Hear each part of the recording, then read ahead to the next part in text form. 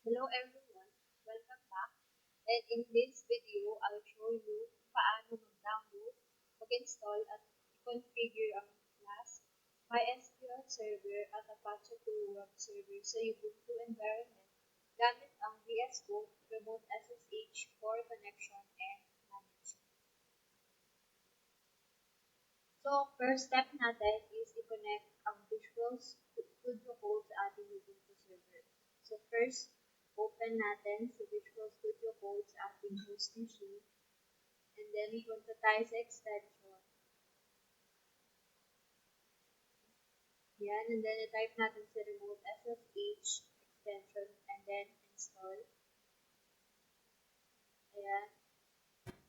Wait lang natin.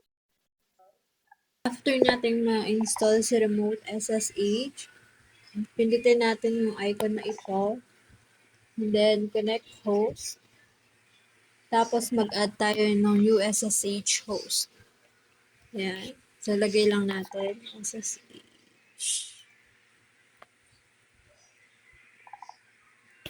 Then, yung IP address.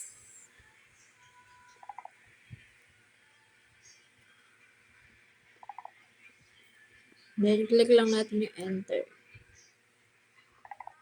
Ayan.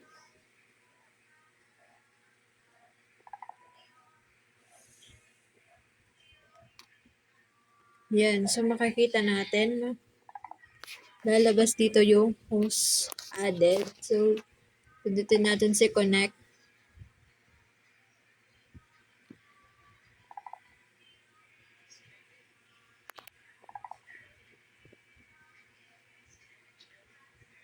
Ayan, wait lang natin siya. Ayan. So, dito naman, pipindutin natin si Linux para mag-start na siyang mag-download. So, mag-enter tayo ng password. Then, enter. So, ayan, as you can see, nag-i-start na siyang mag-download. So, antayin lang natin matapos yung pag-download ito and then punta tayo sa next step. So, ang next natin gagawin is to install and configure yung Flask, Apache 2, and MySQL server. So, i-open natin yung Ubuntu server. Yan. So, install natin yung required packages on Ubuntu server. Yung update packages and list install dependency. So, type din natin dito is yung sudo apt update and sudo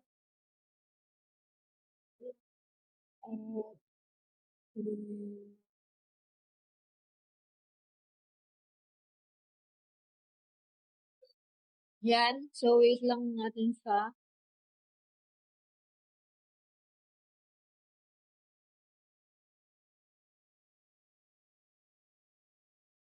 And then, ngayon, install natin si Apache 2 Web Server. I-type natin ulit sa sudo apt install Apache 2.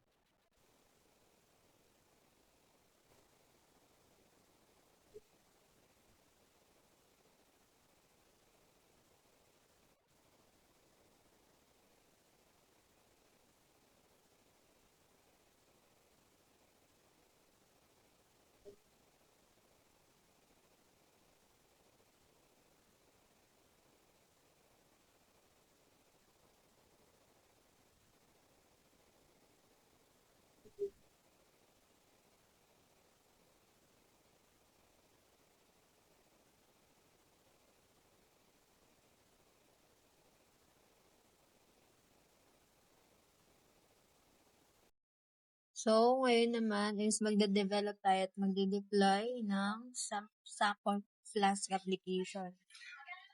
So, mag-write tayo ng simple Hello World Flask app. So,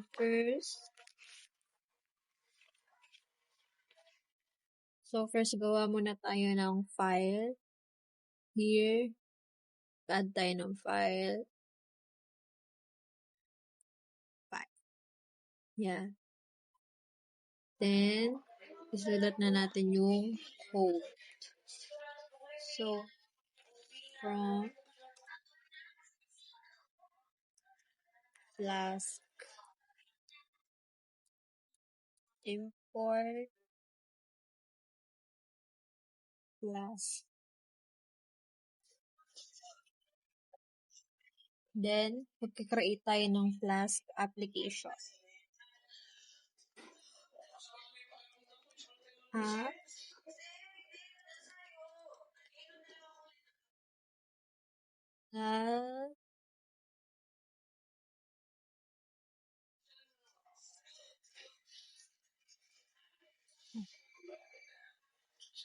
Name.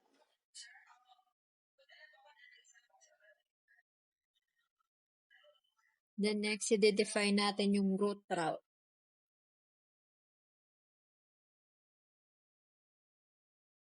App.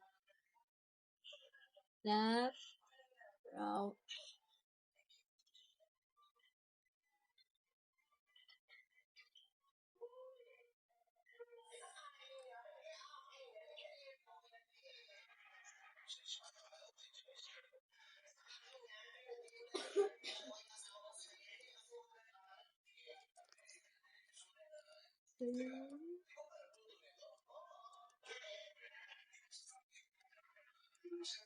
So, sure.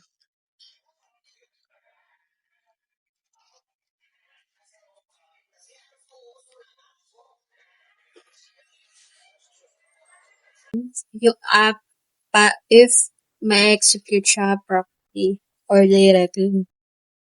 If name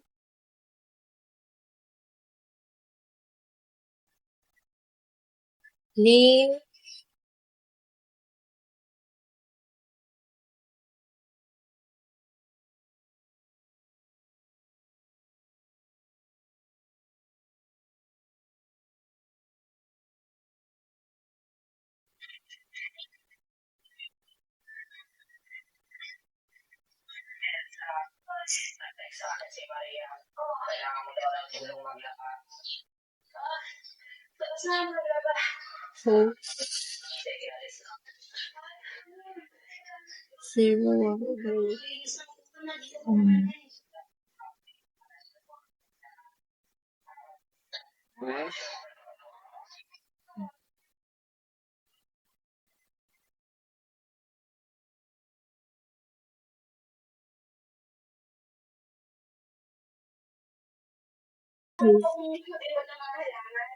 So, ayan.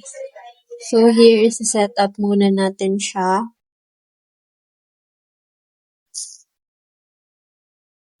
So, cd my plus app. Yan. Then, yung Python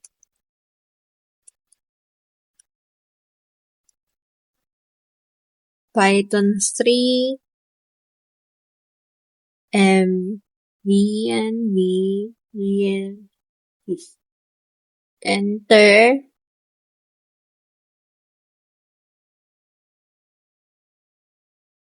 Yan. And then, lagay natin si source. VNV. Para ma-activate natin si VNV.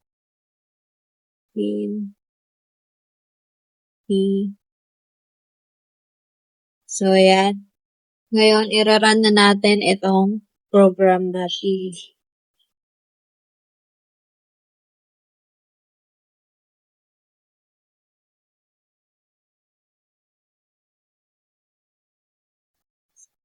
So, i-run na natin yung app sa loob ng VNV. I-type natin si Python app dot py.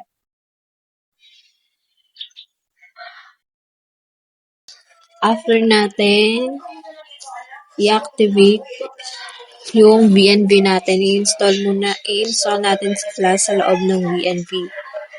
Type natin si pip install Flash.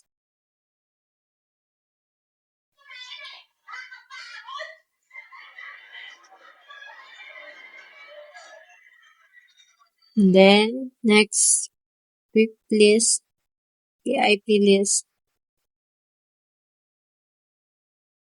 Ayan. So, i-run na natin yung app sa loob ng VNV. Python app. Fine.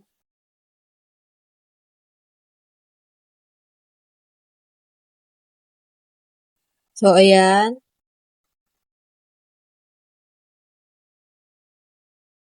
So, successfully siya. So, i-copy lang natin itong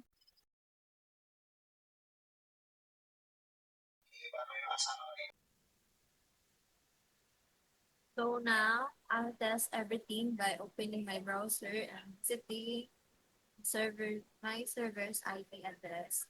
If yung setup is correct, makikita natin si Hello World. So yeah. Yes. Then this complete with you. I was able to connect the Ubuntu using VS Code, remote SSH, install Apache 2 and MySQL, set up a virtual environment, install Flask and successfully deploy a sample Flask application with Apache. Thank you for watching.